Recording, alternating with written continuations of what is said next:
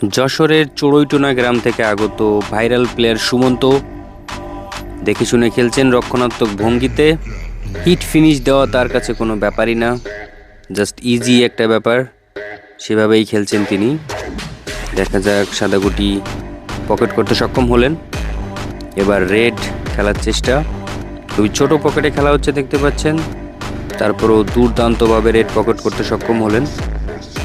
কাবার দিতে দূরের গুটি খেলার চেষ্টা, খুবই দুর্দান্তভাবে পকেট করলেন।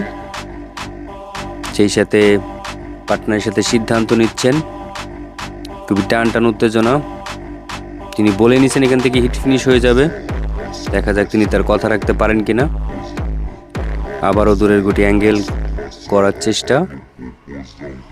ও নো, মনে হচ্ছে তিনি তার কথা রাখতে সক্ষম হবেন। আবারও দূরের গুটি চাবি শট, দুর্দান্ত। যশোরের প্লেয়ারের খেলা অন্যরকম। যাই হোক, দেখা যাক, নীলগুড়ি টাচ করে সামনে সাদা পকেট, এক্সিলেন্ট। দেখা যাক, আর দুটো গুটি নিতে পারলেই হিট ফিনিশ হয়ে যাবে।